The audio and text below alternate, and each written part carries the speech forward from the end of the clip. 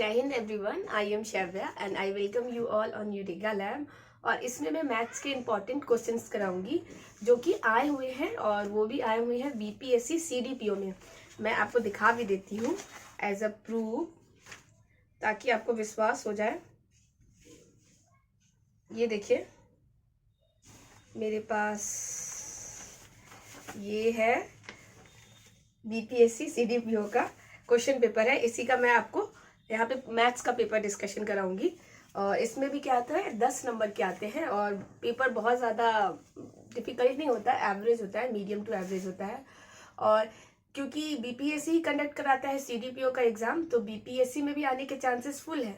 और दोनों के पैटर्न सेम है, क्वेश्चन के पैटर्न सेम होते हैं। और मेरे बहुत सारे लेक्चर्स डले हुए हैं इसी चैनल पे मैथ्स के रिगार्डिंग और अदर सब्जेक्ट्स के भी रिगार्डिंग, तो वो आप चेकआउट कर सकते हैं और अपने जो एग्जामिनेशन का प्रिपरेशन है उसको बूस्टअप कर सकते हैं। तो यहाँ देख लेते हैं, पहला क्वेश्चन है, पहला है द वैल्यू ऑफ दिस। ठीक है, तो इस वाली इक्वेशन का क्या निकालना है, आपको वैल्यू निकालना है। तो आप क्या करेंगे, जैसे कि है 35 प्लस 27 का होल स्क्वायर प्लस 35 माइनस 27 का होल स्क्वायर और 35 स्क्वायर प्लस 27 का होल स्क्वायर। तो आप एक चीज नोटिस करेंगे कि क्या है, ये ए प्लस बी का होल स्क्वायर प्लस ए माइनस बी का होल स्क्वायर अपॉन में क्या है, अपॉन में आप ऐसे रखें सिंपली, जैसे ऊपर में क्या है ए स्क्वायर, इसको हमने ए मान लिया, ठीक है, ए, और इसको हमने बी मान लिया, 35 को ए और 27 को बी मान लिया। तो इस वाली इक्वेशन को जब आप खोल के सॉल्व करेंगे, जैसे कि, तो क्या आएगा, A square plus B square plus 2ab plus A square, इसके लिए बी स्क्वायर माइनस 2ab। तो आप देखेंगे क्या, ए बी कट जाएगा, प्लस माइनस कट गया, यहाँ ए स्क्वायर तो हो जाएगा 2a square plus B 2b square. तो ये टोटल क्या हो जाएगा, 2a square plus b square. ठीक है, तो ऊपर वाले को आप 37 27 को करेंगे इसी पैटर्न पे, तो यही आएगा। तो इसका मतलब ऊपर में आएगा आपका 35 स्क्वायर प्लस 27 स्क्वायर और नीचे में आपका है 35 स्क्वायर 27 स्क्वायर। ठीक है, ये आ जाएगा। आप इसको इतना को सॉल्व करेंगे तो आप देखेंगे कि ऊपर नीचे क्या हो रहा है, कैंसिल आउट हो रहा है। तो इसका आंसर सिंपली 2 आ गया। तो ये क्वेश्चन क्या था, इजी था। तो आंसर क्या हो जाएगा, D is the correct answer. Next देख लेते हैं 17 नंबर। तो 17 नंबर में बोल रहा है the population of A village is 16,500 if it increases annually at the rate of 10%, then what will be the population after 2 years। मतलब कि पॉपुलेशन किसी विलेज का क्या है, 16,500 है। इफ इट इंक्रीजेस एनुअली का मतलब हर एक साल में वो क्या हो रहा है, इंक्रीज हो रहा है। कैसे, एट द रेट ऑफ 10%, हर साल 10% इंक्रीमेंट हो जा रहा है पॉपुलेशन में। Then what will be the population after 2 year. तो बोल रहा है कि 2 साल बाद उस गांव का पॉपुलेशन कितना हो जाएगा, और हर एक साल क्या हो रहा है, 10 साल इंक्रीमेंट हो रहा है। तो इसमें आप क्या करेंगे, इसको बनाने का बहुत तरीका है, लेकिन मैं आपको यहाँ पे सिंपल वाला बता दे रही हूँ। जैसे कि प्रेजेंट में गांव का पॉपुलेशन कितना है, 16500। ठीक है, ये है पॉपुलेशन, इनटू 10% का इंक्रीमेंट हो रहा है। तो इसका मतलब जो ये है, ये क्या है, अपने आप में प्रेजेंट में 100% है ना। ये तो 100% ही है गांव का, 100% ये है अभी प्रेजेंट में, मतलब वर्तमान में अभी गांव का पॉपुलेशन इतना है। हर साल 10% इंक्रीज हो जाता है। तो इसका मतलब कि 100 है तो 100 में 10 जोड़ेंगे तो 110 हो जाएगा, 110। तो 110% इसका वो इंक्रीमेंट वाला अपॉन 100, फिर 110% इंटू 100। क्यों, क्योंकि 2 साल में, तो ये पहला ईयर का हो गया, फर्स्ट ईयर, और ये हो गया दूसरे ईयर का। तो हर एक साल 10% इंक्रीमेंट हो रहा है। तो 100 में 10 ऐड कर दिए तो ये एक साल का निकल गया। फिर अगला साल का निकालना है तो 10% हो रहा है। क्या रेट ऑफ जो इंक्रीमेंट है वो सेम है, तो इसमें भी 110 अपॉन 100। अब डायरेक्ट इसको क्या करेंगे, सॉल्व कर देंगे, 1 2 1 2 1 2 1 2। तो क्या आ जाएगा, 165 × 11 × 11। तो देखिए 165 11 इंटू 11 1 2 1, ठीक है।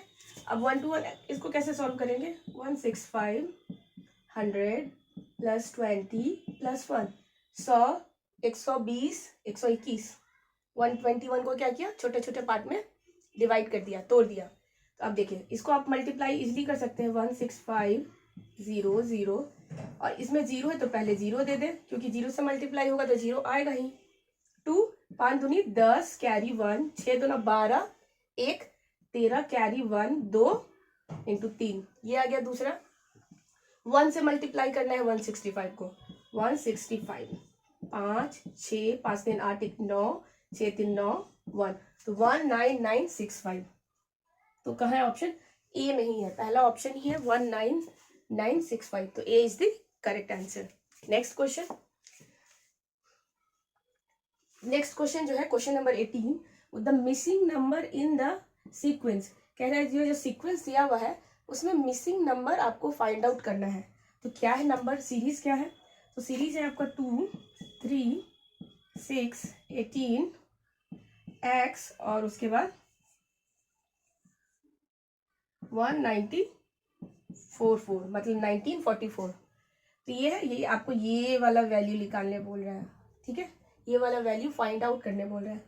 तो देखिए इसको है ना, अगर आप जब अटेम्प्ट करने जाएंगे तो आपके दिमाग में बहुत सारा चलेगा, कैसे इसको अटेम्प्ट कैसे करें, मतलब शुरुआत कैसे करें, आपके दिमाग में बहुत आएगा भी, आप बहुत अप्लाई भी करोगे। तो जैसे कि आप अप्लाई करने के लिए पहले तो सोचोगे इन दोनों का डिफरेंस निकाल लेते हैं, ठीक है। तो 2 1 3, 3 में से 2 गया 1, 6 में से 3 गया 3, 6 7 8 12। तो इसी तरह से आप क्या करोगे, डिफरेंसेस निकालोगे। लेकिन डिफरेंसेस जब निकालोगे तो आपको कुछ भी नहीं मिलेगा, मतलब ऐसा कुछ फिक्स पैटर्न या कुछ ऐसे चल रहा है उस वैसे सेंस में आएगा ही नहीं। फिर आप हो जाओगे थोड़ा सा, लगेगा नहीं बहुत टाइम टेकिंग है, इसको छोड़ देते हैं। फिर आप सोचोगे नहीं एक बार और ट्राई करते हैं, तो आप सोचोगे क्या ये किसी का स्क्वायर है या क्या किसी का क्यूब है, वो भी नहीं आएगा। फिर आप सोचोगे 2 इंटू 1 प्लस 1 करके देखते हैं, तो ये तो 3 पहला वाला आ गया। 3 इंटू 2, अब 1 है तो 1.5 कर सकते हो या 3 इंटू 2 कर सकते हो। तो 15 दूना 30, ये 3 हो जाएगा और 3 ऐड करोगे तो 6 हो जाएगा। अगर 2 लोगे 1.5, एक तो 1.5 लिया, हो सकता है 1 है तो 2 भी ले सकते हैं। तो 3 दूना 6, ये डायरेक्ट आ जाएगा, तो ऐसे होगा नहीं, क्योंकि यहाँ पे कुछ ना कुछ तो ऐड हुआ है, तो यहाँ भी कुछ ना कुछ ऐड करते हैं, तो ये वाला पैटर्न नहीं जाएगा, तो ये वाला पैटर्न जाएगा। तो ठीक है, इससे 6 आ गया। फिर आगे देखते हैं कि अब 6 है तो 6 लिया हमने, तो 1 था 1.5, मतलब 0.5 इंक्रीमेंट करें, तो अब 2 ही करेंगे। 1 था तो 3 है, तो ये समझ सकते हैं ये ऑड नंबर है, तो 1 हो गया, 3 हो गया तो 5 होगा। 6 दूनी 12, 5, अब 12 5 17 होता है, और यहाँ 18 है, तो ये भी नहीं करेगा। तो आपको बहुत लगेगा कि नहीं ये क्वेश्चन तो नहीं होगा, कुछ अजीब है इसमें, लेकिन अजीब नहीं है। आप सारा चीज अप्लाई कर लिए, square, cube, differences, double differences, ऐसे multiplication and then add, multiplication and differences, तब भी नहीं आ रहा है। तो आप एक चीज और अप्लाई करना कि जैसे क्या है 2 इंटू 3 क्या होता है 6, ये मतलब जो नेक्स्ट है वो प्रीवियस 2 का क्या है मल्टीप्लीकेशन है, मतलब आगे में जो नंबर लिखा हुआ है वो पिछला 2 नंबर का क्या है गुना किया हुआ है। देखिए कैसे, 6 है तो 3 दूना 6, 18 है तो 6 तिया 18, तो x निकालना है, इसका मतलब 18 छक, ये क्या होगा 18 इंटू 6, तो 8 छक 48 कैरी 4 6 4 10, इसका मतलब 108 आएगा, 108 आएगा। अब फिर आप ट्राई भी कर सकते हो कि ये 1944 आ रहा है कि नहीं, इसका मतलब ये और ये को मल्टीप्लाई करेंगे तो 1944 आना चाहिए। तो 108 इंटू 18 करोगे तो 88 64, तो लग रहा है कि 4 आ रहा है, इसका मतलब एक्चुअली में यही पैटर्न बैठ रहा है। तो आप कभी कभी ये भी देखना कि ऐसा तो नहीं है पिछला 2 का कुछ मल्टीप्लीकेशन है या जोड़ है, घटाव है, गुना है, भाग है, वैसा है। तो 3 दूनी 6, 6 तिया 18, 18 छक 108, तो 108 इज द करेक्ट आंसर, जो कि आपके ऑप्शन में भी दिया हुआ है। क्वेश्चन नंबर 19 देख लेते हैं, इसको थोड़ा रब कर देते हैं। क्वेश्चन नंबर 19 तक मैं पढ़ देती हूँ आपके लिए। लिखा हुआ है एट 4:30 AM, 4 क्या हो रहा है 4:30, मतलब 4:30 हो रहा है AM, what is the angle formed between the hour hand and the minute hand. पूछ रहा है कि जब घड़ी में 4:30 घंटा बज रहा होगा, 4:30 हो रहा होगा, तो जो आवर हैंड होता है छोटा वाला सुइया, और जो मिनट हैंड होता है बड़ा वाला सुइया, तो उस दोनों के बीच में एंगल कितना बन रहा होगा वो आपसे पूछ रहा है। तो ये क्या करेंगे, इसमें आप बहुत बेसिक ऐसे भी जा सकते हैं कि क्लॉक लिए उसको अज्यूम करके निकाल रहे हैं कि 1 घंटे में कितना आवर होता है या 1 मिनट में कितना एंगल बनाता है, उससे भी आप जा सकते हैं। लेकिन इसका है ना सीधा साधा एक फॉर्मूला होता है, तो मैं तो कहूँगी कि आप फॉर्मूला ही रट लो, क्योंकि फॉर्मूला से क्वेश्चन बहुत आराम से बन जाता है, बहुत दिमाग भी नहीं लगाना पड़ता और बहुत टाइम सेव होता है मतलब उससे। तो ठीक है, तो ये क्या है 4:30 है, ठीक है 4:30। और आपका पूछ रहा है कि जैसे ये घड़ी है, ठीक है 1 2 3 4, ये हो गया 12, ये हो गया 6, ये हो गया 3 और ये हो गया 9। तो ये 3 है तो ये 4, तो बोल रहा है 4, साढ़े 4 जब हो रहा होगा, ये छोटा है, ये थोड़ा और आगे होगा, ऐसे होगा, तो ये इसके बीच में क्या एंगल बन रहा होगा, 4:30 हो रहा है, तो जो आवर हैंड है और मिनट हैंड है इसके बीच में एंगल कितना बन रहा होगा वो निकालना है। तो इसके लिए मैंने बोला फॉर्मूला है, आप वही यूज करें। फॉर्मूला होता है 11/2 मिनट माइनस 30 आवर, और ये मोड में होता है। मोड मतलब ये दोनों, आप दोनों साइड से इसको डंटी दे दे या जो भी बोल ले। मोड का मतलब होता है इसके अंदर जो वैल्यू आएगा ना वो हमेशा पॉजिटिव होगा।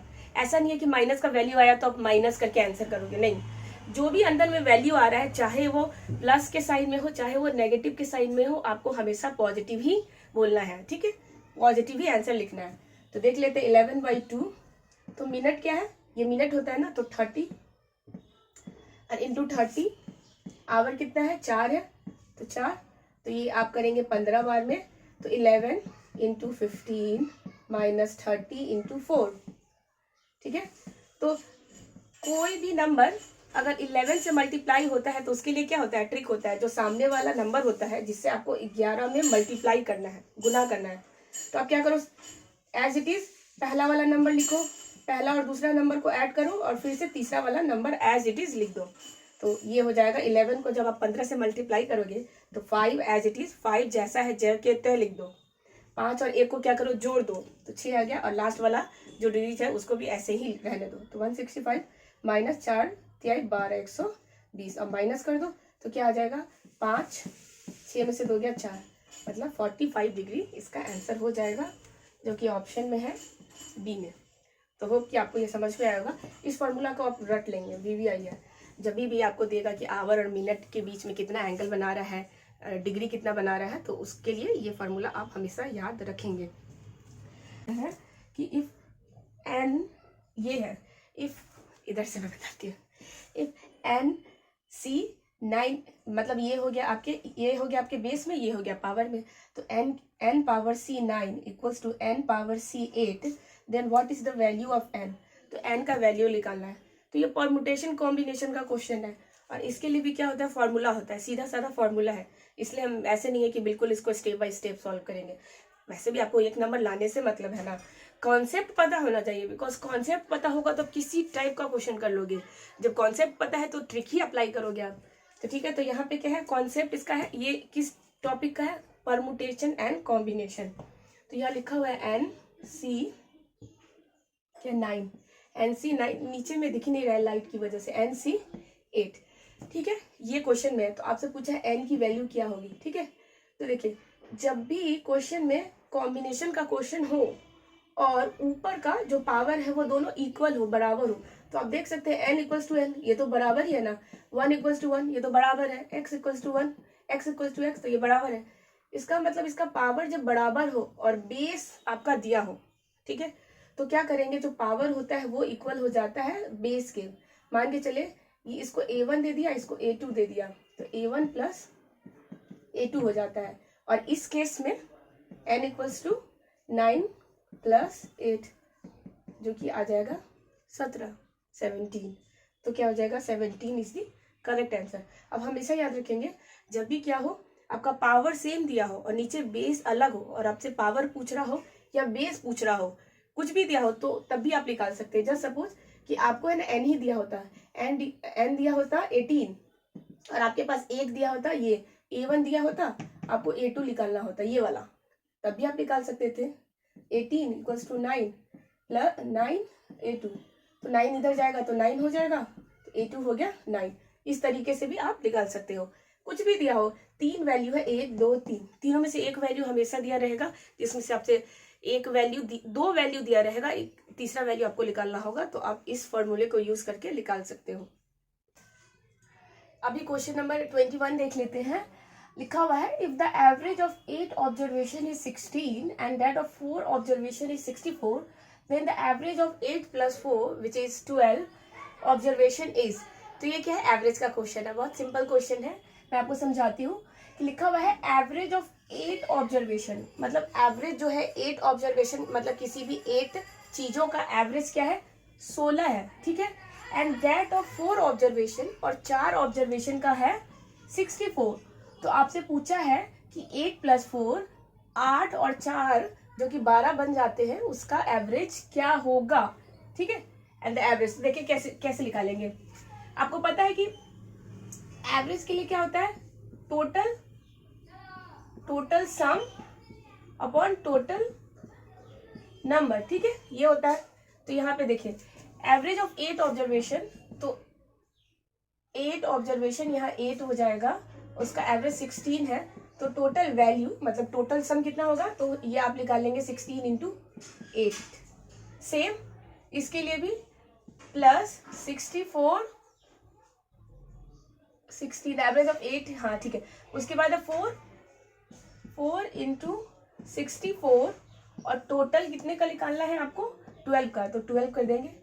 आप देखिए यहाँ पे कैसे हुआ है, एवरेज होता है total sum upon total numbers कितने हैं। तो यहाँ मैंने पहले वाला लिया, 8 ऑब्जर्वेशन है, तो टोटल नंबर क्या हो गया नीचे 8, और उसके बाद क्या है कि उसका एवरेज कितना है, तो एवरेज है 16, तो एवरेज यहाँ लिख दिया, टोटल यहाँ लिख दिया, तो इसका टोटल वैल्यू जो सम आएगा जोड़ के वो कितना आएगा, 16 × 8 आएगा। दूसरा के लिए सेम ऐसे ही लगा दिया मैंने कि 4 और 64, तो 4 और 64 जैसे इसको किया वैसे इसको किया, तो दोनों ऑब्जर्वेशन को ऐड कर दिया।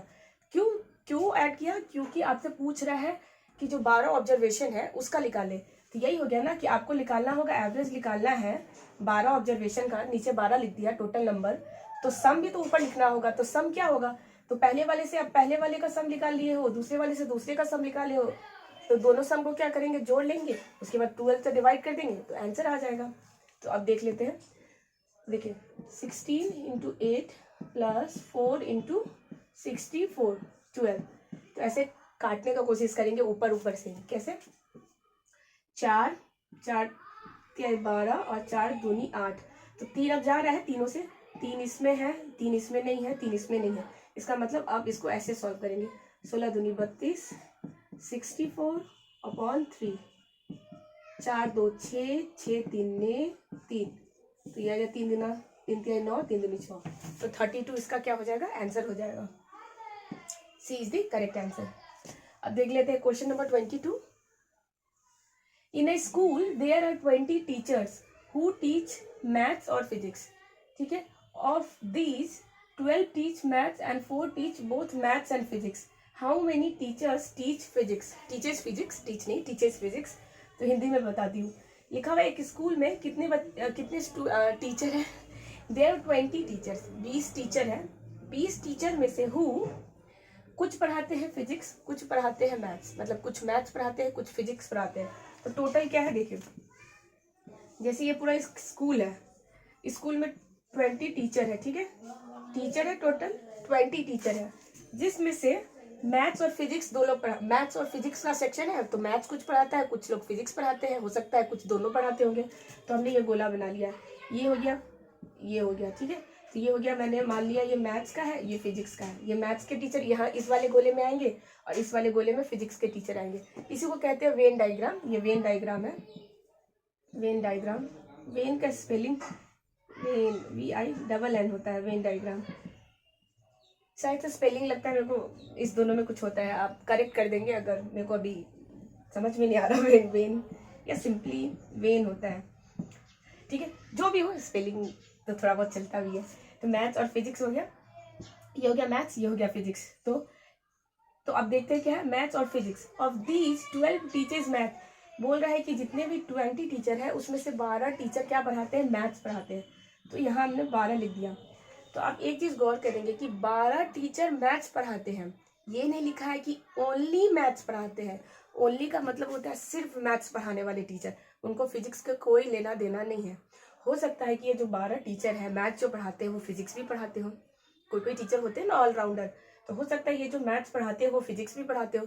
जब तक क्वेश्चन में ऐसा नहीं लिखा रहे कि ओनली मैथ्स पढ़ाने वाले टीचर, ओनली का मतलब हम सिर्फ मैथ्स से ही हमको मतलब है, बाकी से हमको मतलब नहीं है।